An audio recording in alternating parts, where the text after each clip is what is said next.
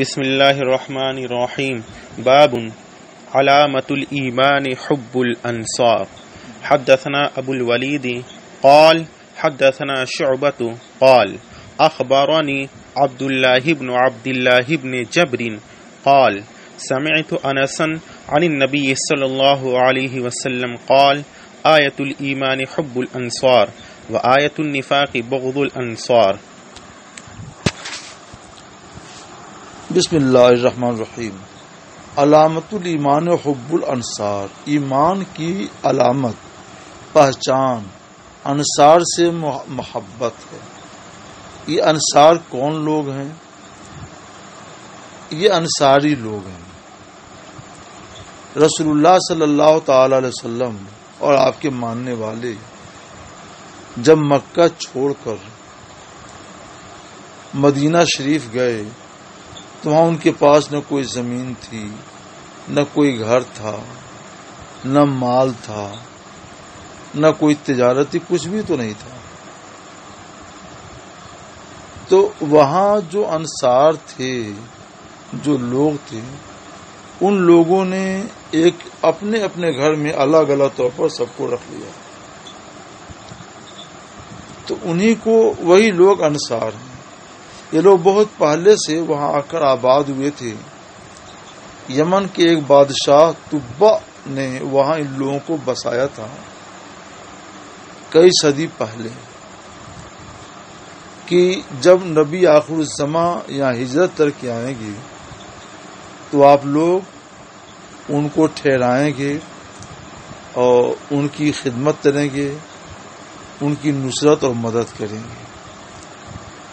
انہی لوگوں کا نام ہے انصاری. تو ان سے محبت کرنا اس وجہ سے ہوگا کہ ان لوگوں نے رسول اللہ کو ٹھہرایا اور رسول اللہ کی مدد کی. تو ان سے محبت یہ ایمان کی علامت ہے. انس بن مالک کا بیان ہے کہ نبی کریم صلی اللہ تعالی علیہ وسلم نے فرمایا ایمان کی پہچان انصار سے محبت ہے، کہ انصار سے محبت وہی کرے گا جس کے پاس ایمان ہے. اور نفاق کی پہچان انصار سے بغض اور عداوت ہے. باب حدثنا ابو اليمان قال اخبرنا شعيب عن الزهري قال اخبرني ابو ادريس اعذ الله بن عبد الله ان عبادة بن الصامت رضي الله عنه وكان شهيد بدرا وهو أحد النقباء ليلة العقبة أن رسول الله صلى الله عليه وسلم قال وحوله عصابة من أصحابه بايعوني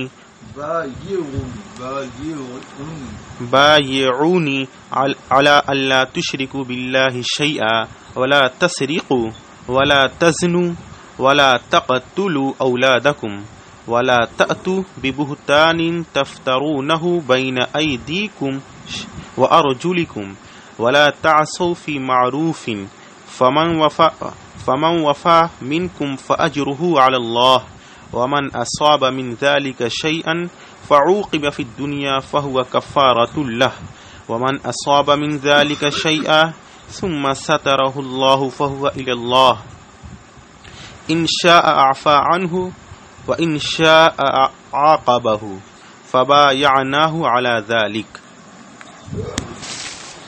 بسم اللہ الرحمن الرحیم. عبادہ بن صامت رضی اللہ تعالی عنہ سے روایت ہے. یہ وہ بزرگ صحابی ہیں جو غزوہ بدر میں حاضر ہوئے تھے اور لیلۃ العقبہ کے نقیبوں میں سے ایک ہیں. ان کا بیان ہے کہ رسول اللہ صلی اللہ تعالی علیہ وسلم نے فرمایا، 21 وقت کی بات ہے کہ حولہ عصابۃ من اصحابہ، عصابہ کا معنی گروہ، جبکہ آپ کے ارد گرد آپ کے صحابہ کا ایک گروہ تھا. تو رسول اللہ نے اپنے صحابہ سے کیا فرمایا؟ بایعونی، تم لوگ مجھ سے بیعت کر لو اس بات پر کہ تم لوگ اللہ کے ساتھ کچھ بھی شریک نہ کرو گے. اللہ ایک ہے، وہی سب کا خالق ہے وہی سب کا رازق ہے، وہی سب کا مالک ہے، وہ اکیلا ہے، اس کی خلاقیت میں اور اس کی اور قابل عبادت ہونے میں کوئی اس کا شریک نہیں ہے۔ اس بات پر تم لوگ میرے ہاتھ پر بیعت کر لو۔ اور دوسری کیا کہ چوری نہ کرنا، تیسری بات کیا زنا نہ کرنا، بدکاری نہ کرنا، چوتھی بات کیا کہ اپنی اولاد کو قتل نہ کرنا۔ اس زمانے میں لوگ اپنی اولاد کو مفلسی کے ڈر سے قتل کر دیتے تھے۔ کسی کے گھر لڑکی ہوئی تو ان کے گھر بڑی پریشانی ہو جاتی تھی کہ افسوس لڑکی ہوئی ہے، کمائی کچھ نہیں اور میری روزی بھی بانٹ لے گی، اور اس کے لیے داماد تلاش کرنے کی ذلت بھی برداشت کرنی پڑے گی۔ تو پھر کوئی ترکیب لگا کر اس کو وہ قتل کر دیتے تھے، یا قبر کھودتے اور اس میں زندہ ہی دبا دیتے تھے، وہ مر جاتی تھی۔ لڑکوں کو نہیں مارتے تھے۔ تو اس بات پر بیعت کرو کہ تم لوگ اولاد کو قتل نہیں کرو گے۔ وَلَا تَأْتُوا بِبُهْتَانٍ، ہم بہتان کی تھوڑی سی تشریح کر دیں۔ دیکھو، ایک ہے کذب، جھوٹ، خلاف واقع جو بات کی جائے وہ جھوٹ ہے، مگر ایک جھوٹ وہ ہے جو ایک حد تک توازن میں رہتا ہے۔ تھوڑا سا آدمی سوچ سکتا ہے کہ کوئی غلط فہمی سے ہوئی ہے اس لیے جھوٹ بول رہا ہے، اور یہ جھوٹ ایسا کھلا ہوتا ہے کہ آدمی سنے تو حیران و ششدر رہ جائے کہ اتنا بڑا یہ جھوٹا ہے اور اتنی بڑی جھوٹی بات کرتا ہے۔ تو ایسا جھوٹ جس کی وجہ سے آدمی مبہوت ہو جائے، حیران و ششدر ہو جائے، وہ جھوٹ کو بہتان کہتے ہیں۔ تفترونہ، افطرا سے بنا ہے، جھوٹ کو گڑھنا۔ بین ایدیکم و ارجلکم، ایدی یہ ید کی جمع، ارجل یہ رجل کی جمع، اپنے ہاتھوں اور پاؤں کے درمیان۔ تو بندے کے ہاتھوں اور پاؤں کے درمیان اس سے کیا مراد ہے؟ اصل میں دونوں ہاتھ اور دونوں پاؤں جو ہیں یہ کنایا ہوتے ہیں ذات سے۔ تفترون بین ایدیکم و ارجلکم، یعنی تفترون بذواتکم، اور تم لوگ میرے ہاتھ پر بیعت کرو اس بات پر کہ تم لوگ کوئی بہتان تراشی نہیں کرو گے اپنی ذات سے، اپنی طرف سے۔ بین ایدیکم ارجلکم، اپنی طرف سے تم کوئی جھوٹ گڑھ کر کسی پر بہتان نہیں باندھو گے۔ اور ایک بات تشریح کی یہ بھی کی گئی ہے کہ دونوں ہاتھوں اور دونوں پیروں کے بیچ میں ایک عضو پایا جاتا ہے، وہ عضو ہے دل۔ اور تو اس طور پر مطلب یہ ہوگا کہ تم لوگ کوئی بہتان نہیں باندھو گے جس کو تم لوگ اپنے دلوں سے گڑھو گے۔ اصل میں جو جھوٹ اور بہتان باندھا جاتا ہے تو پہلے آدمی اپنے دل میں سوچتا ہے، اس جھوٹ کو گڑھتا ہے، اور گڑھنے کے بعد پھر زبان سے کہتا ہے۔ اگر دل میں نہ گڑھے تو پھر زبان سے کہے گا ہی نہیں۔ تو بین ایدیکم و ارجلکم، پاؤں کے اوپر اور دونوں ہاتھوں کے بیچ میں جو چیز ہے وہ دل ہے، اور دل ہی گڑھنے کا کام کرتا ہے۔ تو سرکار یہ بتانا چاہتے ہیں کہ تم لوگ میرے ہاتھ پر بیعت اس شرط پر کرو، اس بات ہی کرو کہ تم لوگ اپنے دل میں کوئی بہتان تراشی نہیں کرو گے، یا اپنی طرف سے کوئی بہتان تراشی نہیں کرو گے۔ دونوں مفہوم صادق ہیں۔ ولا تاسو فی معروف، اور کسی اچھے کام میں، تم نیک کام میں نافرمانی نہیں کرو گے، میری اور میرے امیروں کی، حاکموں کی۔ تو فمن وفا منکم فاجروا علی اللہ، تو تم میں سے جو اس وعدے کو پورا کر دے تو اس کا اجر اور ثواب اللہ کے ذمے ہے، یعنی اللہ ثواب عطا فرمائے گا۔ ومن اصاب من ذلک شیئا، اور جو اس میں سے کسی چیز کا ارتکاب کرے گا، مثلا چوری کر لے، بدکاری کر لے، اپنی طرف سے بہتان بانٹ دے، فعوقب فی الدنیا، اور اسے دنیا میں سزا دی جائے، فہو کفارۃ اللہ، تو یہ سزا اس کے لیے کفارہ ہے، یعنی اسے گناہ کا کفارہ ہو جائے۔ جب سزا ملتی ہے تو اس وقت آدمی کا دل رقیق ہو جاتا ہے اور توبہ کرتا ہے، تو اصل میں کفارہ جو ہے یہ نہیں بنتا ہے، توبہ بنتی ہے، مگر مجازن اس سزا کو بھی کفارہ کہہ دیا گیا، کفارہ جو گناہ کو مٹا دے۔ اور ومن اصاب من ذلک شیئا، اور جو ان میں سے کسی گناہ کا ارتکاب کرے پھر اللہ اس کی پردہ پوشی فرما دے تو وہ اللہ کے حوالے ہے، اللہ چاہے تو معاف فرما دے، اللہ چاہے تو اس کو سزا دے۔ تو انس بن مالک کہتے ہیں عبادہ بن صامت کہتے ہیں کہ جب سرکار صلی اللہ علیہ وسلم نے ساری شرطیں بیان کر دی تو فبایعنہ علی ذلک، تو ہم لوگوں نے رسول اللہ سے اس شرط پر بیعت کر لی۔ بسم اللہ الرحمن الرحیم۔ باب من الدین الفرار من الفتن۔ حدثنا عبد الله بن مسلمة عن مالك عن عبد الرحمن بن عبد الله بن عبد الرحمن بن أبي صعصعة عن أبيه عن أبي سعيد الخدري أنه قال قال رسول الله صلى الله عليه وسلم يوشك أن يكون خير مال المسلم غنم يتبع بها شعف الجبال ومواقع القطر يفر بديره من الفتن۔ بسم اللہ الرحمن الرحیم۔ باب دین سے ہے بھاگنا فتنوں سے۔ فتن یہ جمع ہے فتنہ کی، آزمائش، اور یہ جو ضرر پہنچانے والی چیزیں ہوتی ہیں ان کے لیے فتنہ کا لفظ یہاں بولا گیا ہے کہ ضرر رساں آزمائشوں سے بھاگنا یہ بھی دین کا ایک حصہ ہے۔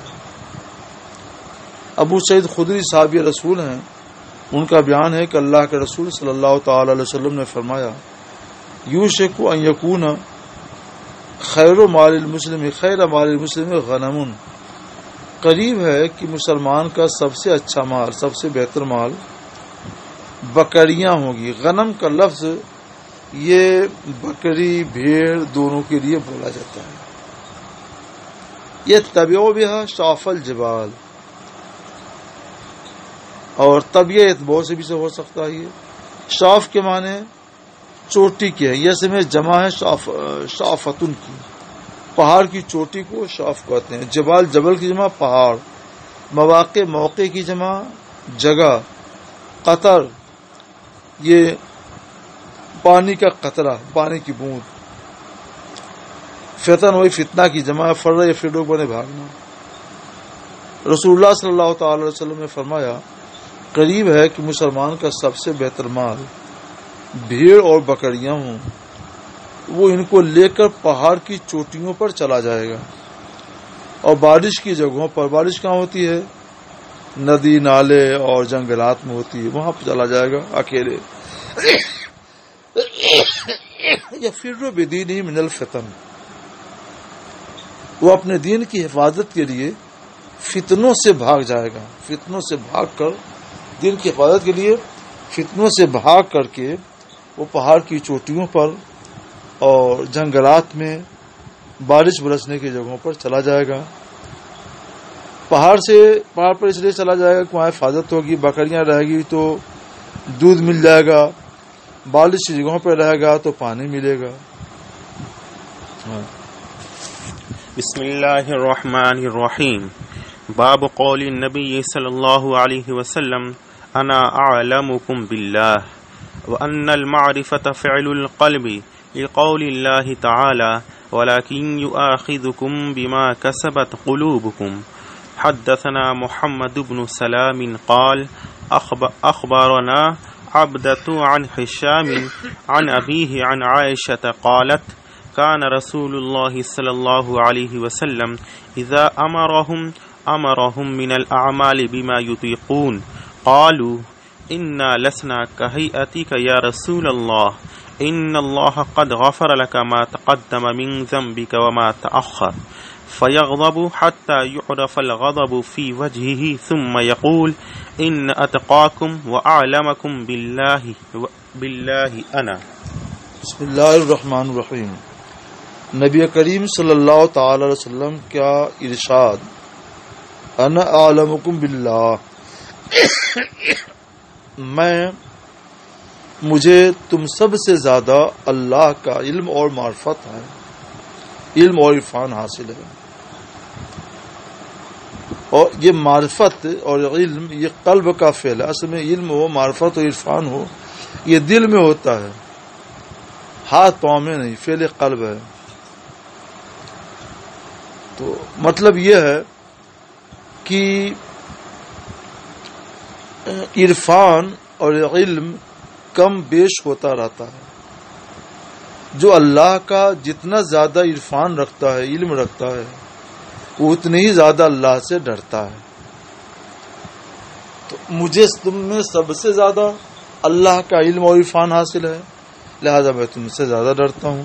تم کو کم ہے تو تم کم ڈرتے ہو.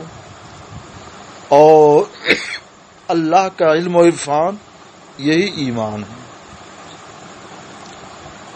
حضرت عائشہ صدیقہ سے روایتیں فرماتی ہیں کہ رسول اللہ صلی اللہ تعالی علیہ وسلم جب صحابہ کو حکم دیتے کام کا، عبادتوں کا، تو انہیں ایسے اعمال کا حکم دیتے جس کی وہ طاقت رکھتے ہوں، یعنی جو یقونت دوام علیہ، جس کو وہ ہمیشہ کرنے کی طاقت رکھتے ہوں، دشوار کاموں کے نہیں. تو ہمیشہ کرنے کی طاقت رکھتے ہو مطلب کیا ہے کہ وہ عبادت لمبی نہیں ہوتی تھی، مختصر ہوتی تھی، اور دشوار نہیں ہوتی تھی، آسان ہوتی تھی. تو صحابہ نے عرض کی یا رسول اللہ انا لسنا کا حیاتے کا، کہا یا امام بدرالدین عینی رحمۃ اللہ نے لکھا کہ حیاتے کا یہ معنی میں کم اسلے کا ہے. یا رسول اللہ ہم لوگ آپ کے مثل تو نہیں ہیں. اللہ نے قد غفر لک ما تقدم من ذنبک وما تأخر، اللہ نے آپ کی وجہ سے اگلے اور پچھلے گناہوں کو بخش دیا ہے. آپ کی شان نرالی ہے. آپ کم عبادت کریں تو بھی کوئی بات نہیں، ہم کو تو ذرا زیادہ عبادت کا حکم دیجئے اور مشکل عبادت کا حکم دیجئے. ہم لوگ گنہگار ہیں، تاکہ ہم لوگ عبادت کریں تو اللہ معاف کر دے، رحمت فرمائے. تو سرکار نے سنا فیغضب، تو سرکار ناراض ہو گئے. حتی یعرف الغضب فی وجہہ، یہاں تک کہ آپ کے چہرے میں ناراضگی کا اثر ظاہر ہو رہا تھا. پھر فرمانے لگے ان اتقاکم وعلمکم باللہ، انا بے شک تم میں سب سے زیادہ تقوی شعار اور تم میں سب سے زیادہ اللہ کا علم والا میں ہوں. تو جس کو علم جتنا زیادہ ہوتا ہے وہ اتنی ہی زیادہ اللہ سے ڈرتا ہے. انما قرآن پاک میں انما یخشى اللہ من عباد العلماء، اللہ سے اس کے بندوں میں علماء علم والے ڈرتے ہیں. تو جن کے پاس جتنا علم ہے وہ اتنے ہی زیادہ ڈرتا ہے، اور جس کے پاس کم علم ہے وہ کم سے کم ڈرتا ہے. ہم سمجھانے کے لیے ایک مثال محسوس سے سمجھاتے ہیں، اس کو اس مسئلے پر فٹ نہ کیا جائے. یہ الگ مسئلہ ہے، وہ الگ مسئلہ ہے. صرف سمجھانے کے لیے ہم بتا دیتے ہیں کہ جیسے آگ ہے تو بچوں کو نہیں معلوم کہ آگ کیا چیز ہے، تو وہ گھٹنوں کے بل چلتے چلتے جائے گا، اس میں ہاتھ ڈال دے گا. اس سے ڈرتا نہیں ہے، وہ اس سے بچتا نہیں. کیوں؟ کیونکہ اس سے علم نہیں ہے کہ آگ جلاتی ہے. اور جو لوگ ہوشیار ہیں، جانتے ہیں کہ آگ جلاتی ہے، تو اس سے ڈریں گے اور اس سے بچیں گے. تو یہ بچہ کیوں نہیں ڈرتا ہے، کیوں نہیں بچتا ہے؟ اس لیے کہ اس کے پاس علم نہیں، عرفان نہیں آگ کا. اور بڑے لوگ کیوں ڈرتے ہیں اور کیوں بچتے ہیں؟ اس لیے کہ ان کے پاس علم ہے اور عرفان ہے. بلا تشبیہ تمثیل، جو لوگ اللہ کا علم اور عرفان رکھتے ہیں وہ اللہ سے ڈرتے ہیں، اور جن کے پاس علم و عرفان کم ہے وہ کم ڈرتے ہیں، اور جن کے پاس کچھ بھی نہیں ہے وہ کچھ نہیں ڈرتے ہیں.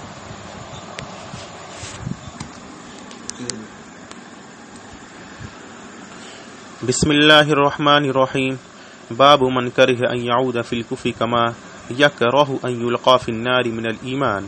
حدثنا سلیمان بن حرب قال حدثنا شعبة عن قتادة عن انس رضی اللہ عنہ عن النبي صلى الله عليه وسلم قال: ثلاث من كن فيه وجد حلاوة الإيمان: من كان الله ورسوله أحب إليه مما سواهما، ومن أحب عبدا لا يحبه إلا لله، ومن يكره.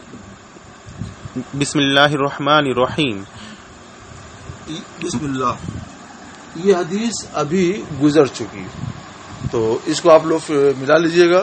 اس کی تشریح وغیرہ سب ہو چکی ہے. اب ہم آگے اگلا باب دیکھتے ہیں. باب تفاضل أهل الإيمان في الأعمال. حدثنا إسماعيل قال حدثني مالك عن عمرو بن يحيى المازني عن أبي سعيد الخدري رضي الله عنه عن النبي صلى الله عليه وسلم قال: يدخل أهل الجنة وأهل النار النار، ثم يقول الله تعالى: أخرجوا من كان في قلبه مثقال حبة من خردل من إيمان، فيخرجون منها قد اسودوا فيلقون في نهر الحياة أو الحياة، شك مالك، فينبتون كما تنبت الحبة في جانب السيل. ألم تروا أنها تخرج صفراء ملتوجة؟ قال وهيب: حدثنا عمرو الحياة، وقال خردل من خير. حدثنا محمد بن عبيد الله قال حدثنا إبراهيم بن سعد عن صالح عن ابن شهاب عن أبي أمامة بن سهل أنه سمع أبا سعيد الخدري يقول: قال رسول الله صلى الله عليه وسلم: بين أنا نائم رأيت الناس يعرضون علي وعليهم قمص، منها ما يبلغ السدي ومنها ما دون ذلك، وعرض علي عمر بن الخطاب وعليه قميص يجره. قالوا: فما أولت ذلك يا رسول الله؟ قال: الدین. بسم اللہ الرحمن الرحیم. باب تفاضل اہل الایمان فی الاعمال. اہل ایمان اعمال میں ایک دوسرے سے افضل و مفضول ہے، یعنی کوئی عمل کے لحاظ سے زیادہ فضیلت رکھتا ہے، کوئی اور زیادہ، کوئی اس سے کم، کوئی اور کم. تو یہ ہے تفاضل کا معنی. تفاضل کا مطلب ایک دوسرے سے افضل ہونا. اعمال میں اہل ایمان کا ایک دوسرے سے افضل ہونا، اس کا بیان. ابو سعید خدری سے روایت ہے کہ نبی کریم صلی اللہ تعالی علیہ وسلم نے فرمایا: يدخل اہل الجنت الجنت، جنتی جنت میں داخل ہو جائیں گے اور جہنمی جہنم میں چلے جائیں گے. پھر اللہ فرمائے گا: اخرجوا من کان فی قلبہ مثقال حبۃ من خردل من ایمان. خردل کے معنی رائی اور حبہ کے معنی دانہ، مثقال کے معنی مقدار. تو اور اس کے آگے ایک لفظ آ رہا ہے اسودہ، اس کے معنی سیاہ ہو جانا. اس کے آگے ایک لفظ آ رہا ہے نہر الحیا یا نہر الحیات، دونوں ایک ہی معنی میں ہے، آب حیات کی نہر. ایسا پانی کہ جس میں مردہ بھی ڈال دیا جائے تو پانی لگتے ہی زندہ ہو جائے، اس پانی کو آب حیات کہتے ہیں. تو ایک نہر ہی ہے آب حیات کی. اور حبہ اس کے آگے آ رہا ہے کما تنبت الحبہ، تو حبہ کے معنی آتے ہیں بیج والا دانا. صفرا کے معنی زرد، ملتویتن کے معنی گھنا. ترجمہ کیجیے. مفہوم واضح ہے. جنتی جنت میں داخل ہو جائیں گے اور جہنمی جہنم میں داخل ہو جائیں گے. پھر اللہ فرمائے گا، فرشتوں سے کہے گا: فرشتوں، ان سب کو جہنم سے نکال لاؤ جن کے دل میں رائی کے دانے کے برابر بھی ایمان ہو. یعنی جن کے دل میں ایمان زیادہ تھا وہ تو پہلے جنت میں چلے گئے، اور جن کے دل میں رائی کے دانے کے برابر ایمان ہو اب ان کو بھی نکالا. تو پتہ چلا کہ ایمان گھٹتا ہے بڑھتا ہے. فیخرجون منہا، تو یہ لوگ جہنم سے نکالے جائیں گے اس حال میں کہ قد اسودوا، وہ کالے پڑ چکے ہوں گے، مر کر کے، جہنم میں جل کر کے بالکل کالے پڑ چکے ہوں گے. تو یہ لوگ آب حیات کی نہر میں ڈالے جائیں گے. فینبتون، تو یہ لوگ ایسے اگیں گے جیسے کہ سیلاب کی لائی ہوئی مٹی میں بیج کا دانہ اگتا ہے. کیا تم نے نہیں دیکھا کہ وہ دانہ نکلتا ہے زرد اور گھنا، اس میں اتنی کھاد ہوتی ہے، وہ مٹی اتنی زرخیز ہو جاتی ہے کہ اس میں بیج ڈالو تو وہ بیج تیزی کے ساتھ پودا بنتی ہے اور خوب گھنا ہو کر کے نکلتی ہے۔ تو سرکار علیہ الصلوۃ والسلام نے ایک مثال دی ہے سمجھانے کے لیے کہ صورت تکوین میں، کہ جیسے سیلاب کی لائی ہوئی مٹی میں مٹی زرخیز زیادہ ہوتی ہے، اس میں بیج ڈال دو تو بڑی جلدی وہ بیج پودا بنتی ہے اور پھر بعد میں گھنا ہو جاتی ہے۔ ایسے ہی یہ لوگ جو جہنم میں جل کر کالے پڑ چکے ہوں گے، جب ان کو آب حیات کی نہر میں ڈالا جائے گا تو بڑی تیزی کے ساتھ ان کے بدن پر کھال آئے گی، گوشت آئے گا، روح پڑے گی، اور پھر نہا دھو کر باہر نکل آئیں گے تو اللہ ان کو جنت میں بھیج دیں گے۔ دوسری حدیث ہے، ابو سعید خدری رضی اللہ تعالی عنہ سے روایت فرماتے ہیں کہ رسول اللہ صلی اللہ تعالی علیہ وسلم نے فرمایا کہ بین انا نائم، اسی دوران کہ میں سو رہا تھا، میں نے لوگوں کو دیکھا کہ وہ میرے سامنے پیش ہو رہے، یعرضون علیہ، میرے سامنے پیش کیے جا رہے ہیں، وعلیہم قمص، قمیص کی جمع ہے، اور ان کے بدن پر قمیص ہے، یعنی وہ سب لوگ قمیص پہنے ہوئے ہیں، لیکن قمیص کی کیا حالت ہے سنیے، منہا ما یبلغ صدیہ، صدیون کی جمع صدیہ، کچھ کی قمیص تو چھاتی تک تھی اور کچھ کی قمیص اس سے بھی کم پیر تک یا ران تک وغیرہ وغیرہ۔ وعرض علیہ، اور میرے سامنے عمر بن خطاب پیش کیے گئے اور ان کے اوپر بھی ایک قمیص تھی، تو وہ اس کو گھسیٹ رہے تھے، یعنی قمیص اتنی لمبی تھی کندھے سے لے کر کے پاؤں تک، اور پاؤں کے نیچے بھی وہ جب چل رہے تھے تو پوری زمین پر وہ قمیص گھسٹتی ہوئی چل رہی تھی۔ صحابہ نے پوچھا فما اولتا ذالک یا رسول اللہ، یا رسول اللہ آپ نے اس کی تعبیر کیا لی، اس کی تعبیر کیا ہے؟ تو حضور نے فرمایا دین، یعنی وہ قمیص دین ہے، تو جس کے پاس دین کم ہے تو اس کی قمیص چھوٹی، جس کے پاس دین زیادہ ہے تو اس کی قمیص بڑی، اور جس کے پاس اور زیادہ دین ہے تو اس کی قمیص اور بڑی، اور عمر فاروق کے پاس تو بہت زیادہ دین ہے، اس لیے ان کی قمیص اتنی لمبی تھی کہ زمین سے گھسٹتے ہوئے قمیص چل رہی تھی۔ تو پتہ چلا دین گھٹتا بھی ہے اور بڑھتا بھی ہے۔